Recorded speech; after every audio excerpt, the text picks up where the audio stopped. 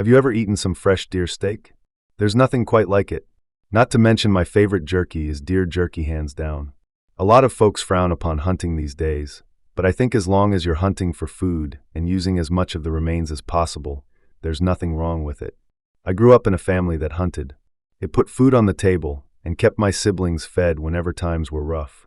However, hunting can lead to some very terrifying encounters because whether or not you go armed into those dark woods, you may come into contact with something disturbing or unnatural. Enjoy these allegedly true scary hunting stories. Now let's begin. This story comes from my friend, Jay, so it will be told from her perspective. I'm an active hunter with my father, who was a drill sergeant for the U.S. Army, and with my uncle, who has been hunting game for roughly 20 years of his life. I'm fairly new to the hunting scene with only 7 months of experience, but nonetheless, I find it absolutely fun and appealing. This is the only experience in which I was actually scared for not only my life, but the lives of my father and uncle. This is how it began. It was a cold but fairly good Friday afternoon. I just got home from school, and my uncle decided to stop by, planning a hunting trip to a new area we've never been to before. I forget the actual name of the place, but it was somewhere around Michigan.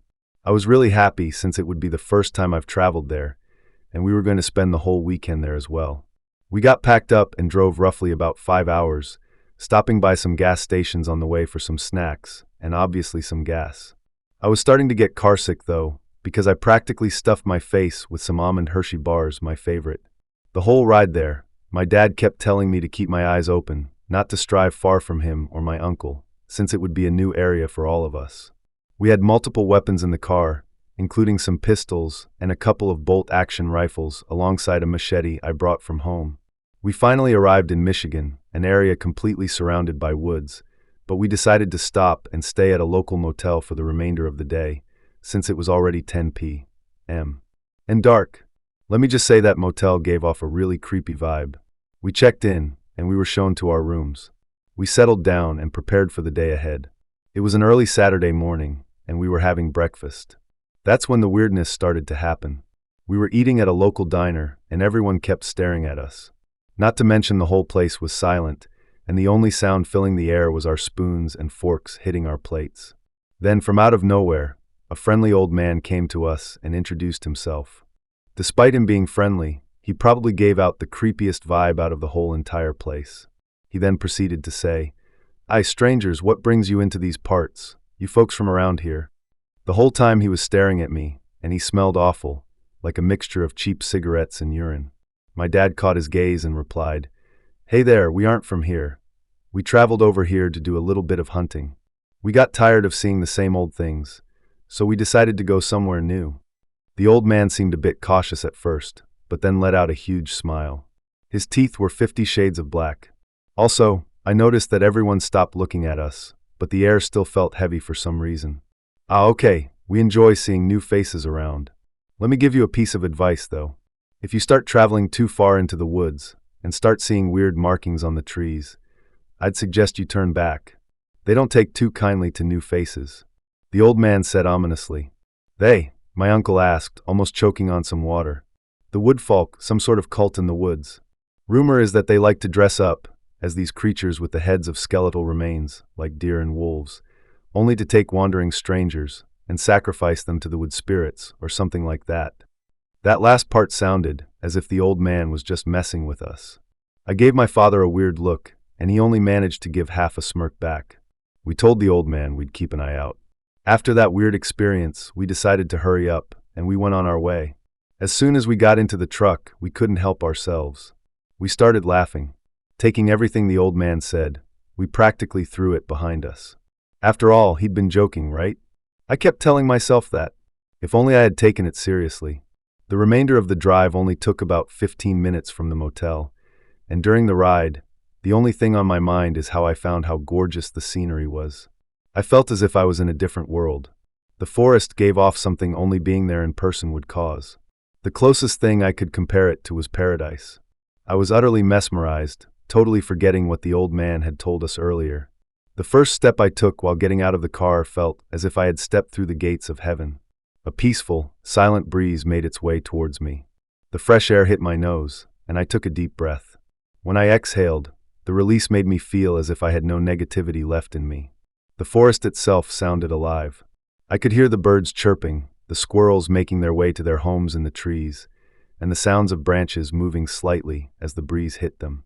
All of this added up, making the place feel magical. "Wow," my father said towards my uncle. "This is totally different than what we see back home." I could see the smile on my uncle's face, as if he had made the right decision to take us here. Finally, we grabbed our stuff and began to make our way to the site where we'd be camping. Unfortunately, it felt as if my rucksack weighed about 100 pounds, while my dad and uncle were walking with ease with their own rucksacks. For the 30 minutes of walking, I was only welcomed with friendly insults from my father and uncle. Eventually, we made it to the spot. We put our things down and established our tents and fire.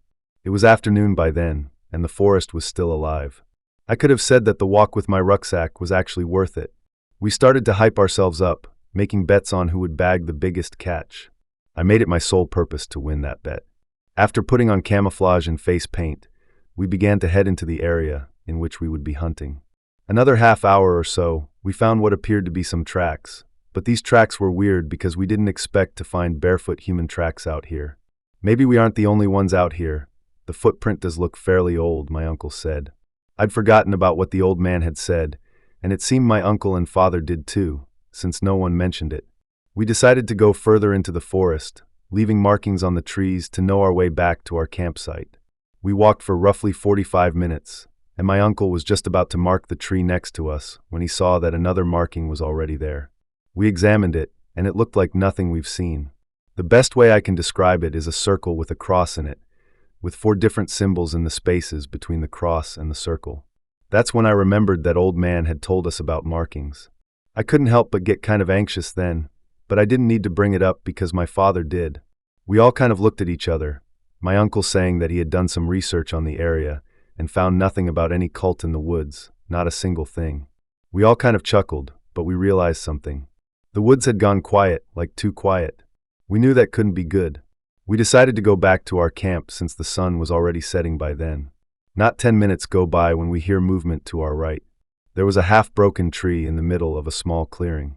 It looked as if the grass there had died, the only area that seemed out of place, really. Then from behind the tree, I could have sworn I saw a figure, but it moved so fast I couldn't tell. A moment after I saw it, it had moved behind another tree. Then we all heard it, a scream, not a scream for help or in danger, but a scream that sounded territorial, as if it was getting ready to attack us. We booked it. We ran, just slightly able to see the markings we had left on the trees to show us our way back to our campsite. And for the life of me, I could have sworn I heard what sounded like multiple people running not too far from us. So I turned around, and I saw something that still gives me goosebumps. There, roughly 15 feet behind us, were 3 figures, all roughly 6 feet tall, wearing some sort of animal skin. I only knew that because I could see their bare legs, and they seemed to be wearing skeletal remains on their heads. I could also slightly make out that one of them had some sort of weapon. And to make matters worse, they were all screaming, or rather, hollering, I could say. As I ran, my father and uncle stopped right alongside each other, turning around, firing warning shots into the air that seemed to stop the figures. They just stood there, panting and staring right at us. I could make out a human face behind those skulls. We ran and ran until we got back to our campsite. We only took our weapons and booked it out from there. When we finally got back to the car, I must have blacked out, because when I woke up, I remember being on a highway, and my father and uncle had worried expressions on their faces when they noticed me. I could clearly see tears running down my uncle's face. My dad then stopped at a gas station. He gave me a hug, and after that, we made it home. My uncle blames himself, since the trip there was his idea. My father, and I don't blame him though. We're all just happy that we're safe. We've actually stopped hunting for a while. I didn't have any nightmares or anything like that. After a few weeks, we moved on from the experience. I'm sorry nothing cliché happened after the incident, but at times I still remember what that old man said. But that seems to be about it. We've told no one for the sake of my uncle. We didn't want people to blame him for something we all decided to do. But one thing I do know for sure, if you're out hunting in the woods in Michigan and you see those markings on the trees, leave immediately. Story number 2. I grew up on a farm pretty much in the middle of nowhere in lovely West Virginia. The log cabin I grew up in was very old. The land had so much history that photographers, historians, and others would sometimes find us and visit. We had about 245 acres of land in the Appalachian Mountains. My parents had only one rule out there, that I was not to go to the deepest part of the forest, so I didn't. Not even my older brothers would venture out that way when they hunted.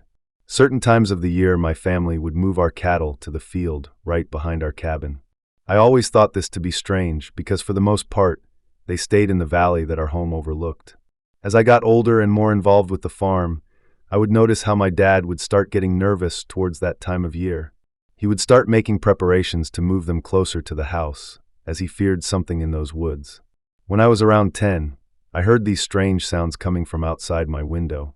These windows were so thin, we had to put plastic and a big thick blanket over them to keep the cold out in winter. I heard the cows going wild in the field. Then there were these screeching, screaming, and growling sounds. I instantly thought coyotes were after our cattle, so I ran upstairs, waking up my father.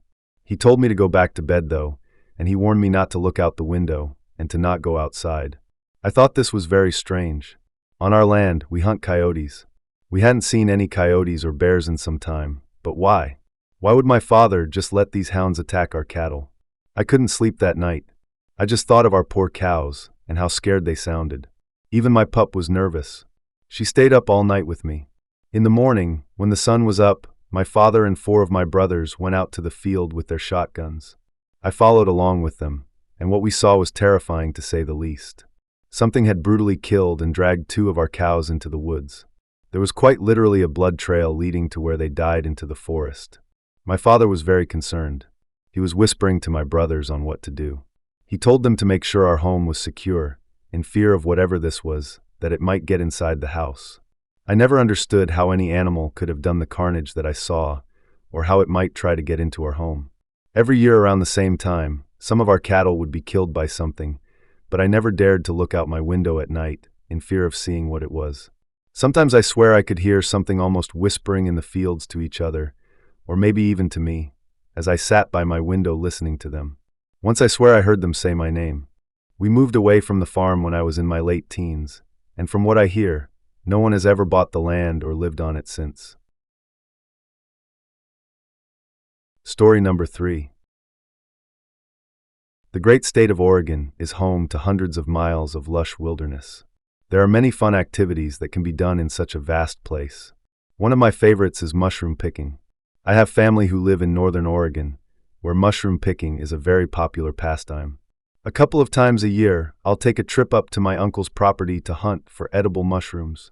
We've encountered some crazy stuff as one would imagine, but this story is definitely the scariest encounter. My uncle's property is mostly dense forest. His house is just off a two-lane road and up a small hill. The main home is just up the hill surrounded by large oak, madrona, and aspen trees. The forest goes on for miles behind his home. Just to the left of the driveway is an 11-mile walking trail that circles his portion of land. This is where we travel to go hunting for mushrooms.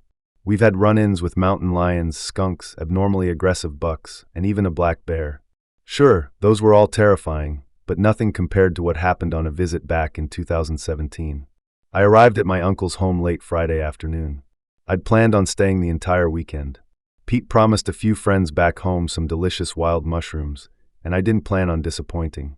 I walked into my uncle's home and was instantly hit with the delicious smell of beef stroganoff.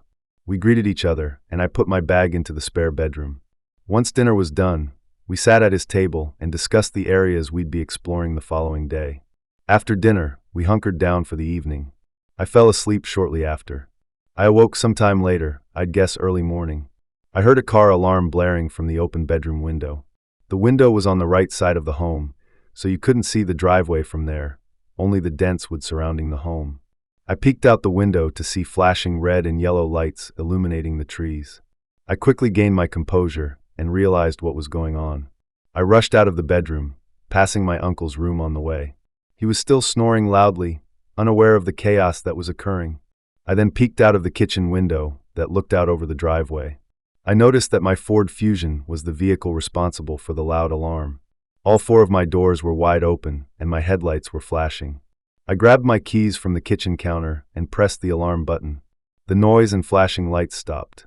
I started to make my way outside when I stopped at the window just by the front door.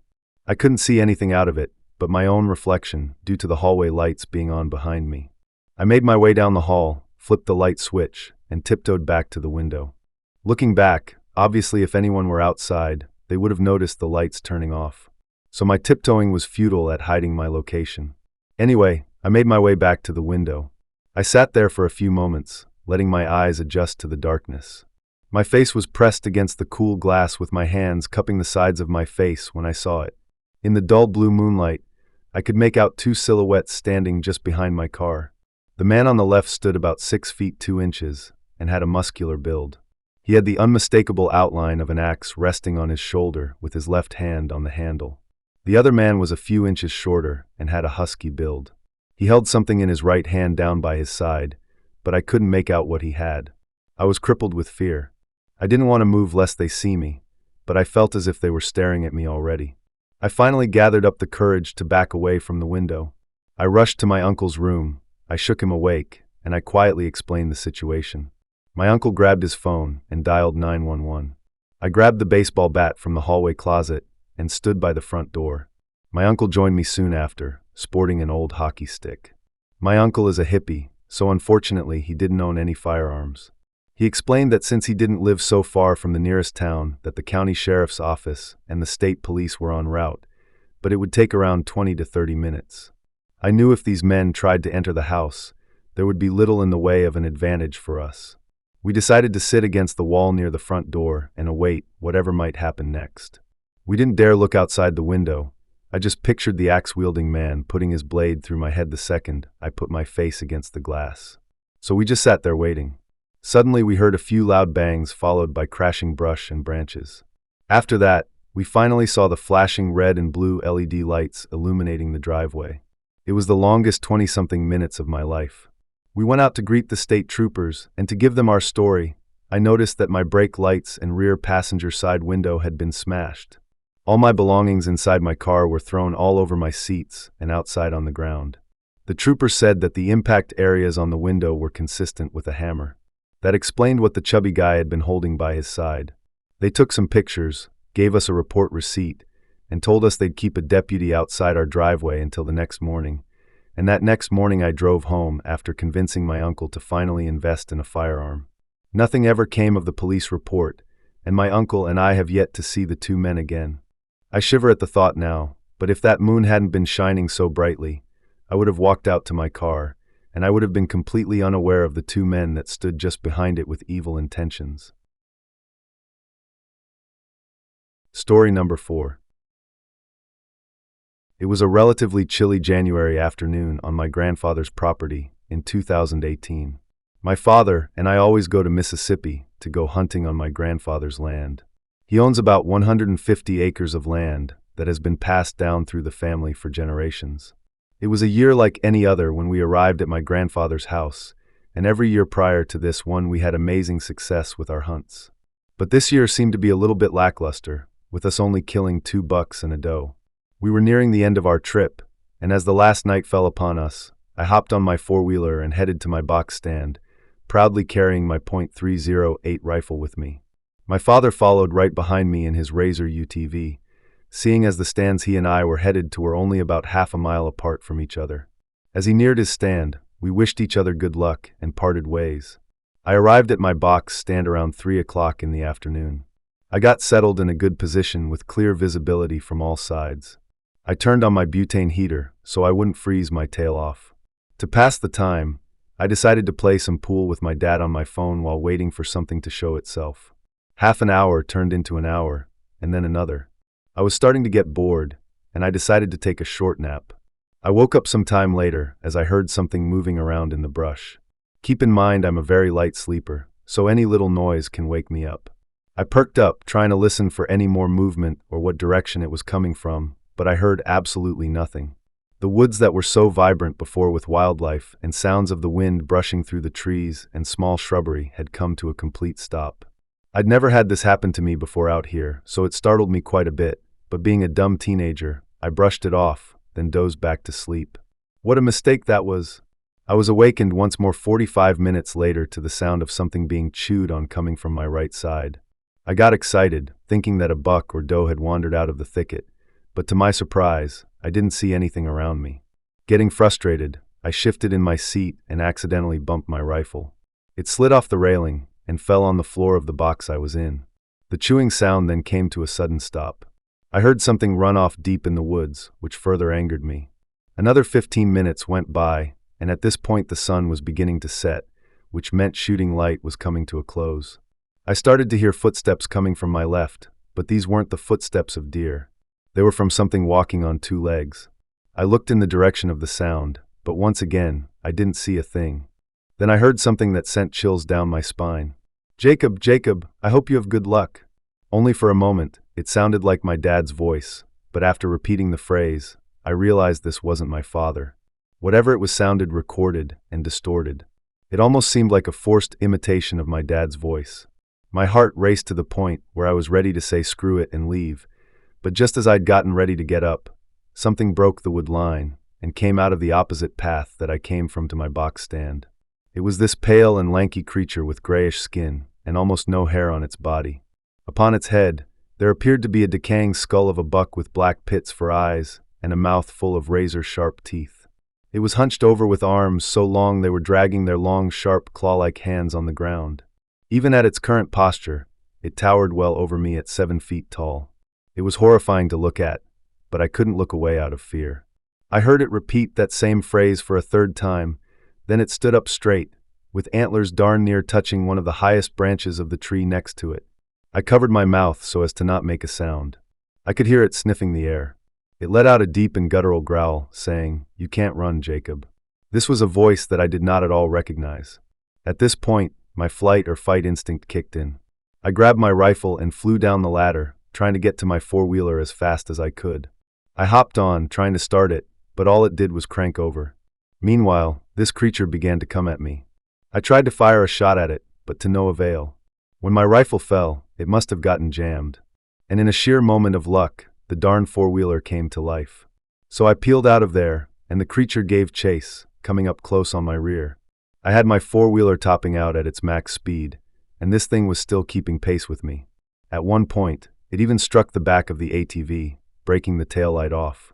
Flying down that dirt trail, I passed my dad's path to his ground blind, hoping and praying that he isn't in sight of this thing. I finally broke out onto the main gravel road, and so did that creature, continuing to chase me for 1.5 miles before finally falling back and letting out an ear-piercing scream behind me. I see my grandfather's house in the distance, and I let out a sigh of relief. As I flew down the driveway, I saw my dad's UTV parked outside. I slammed on the brake, coming to a sliding halt with dust flying from behind me. I ran inside, and to my surprise, my dad wasn't in the house. My grandfather told me that he had run to the store to get some things to cook dinner for tonight. I sighed in relief again, and went into my room to change and calm down. A few hours went by. During that time, I got packed up, ready for the 17-hour drive back to Virginia. Then I went to sleep. I woke up in the middle of the night by the sound of tapping on my window. Now mind you, I'm on the 2nd floor of the house, and from the outside, I hear that same phrase from earlier in the same exact voice. "Jacob, Jacob, I hope you have good luck." I couldn't bring myself to fall asleep after that, and I didn't sleep until we left the state of Mississippi altogether. If you plan to go hunting in Mississippi, be careful. There are terrifying things that roam those woods, and I think what I encountered that awful night was a skinwalker. That brings us to the end of this episode of Darkness Prevails. More terrifying stories are on the way soon, so subscribe and smash that like button. By the way, did you know this show is available as a podcast called Unexplained Encounters? Just search for, follow, and rate Unexplained Encounters on Spotify, Apple Podcasts, or your favorite podcast app. This show is part of the EerieCast network. Go to EerieCast.com for more scary podcasts, such as Freaky Folklore, which explores your favorite monsters, myths, and mysteries, as well as Redwood Bureau, a fictional horror podcast about an agent on the run from an evil secret organization that captures supernatural creatures and entities. Well, thanks for tuning in. This brings us to the end of today's episode. If you enjoyed these stories, then hit the like button, leave a comment, press the notification bell, and subscribe to our channel. And we will see you in our next story.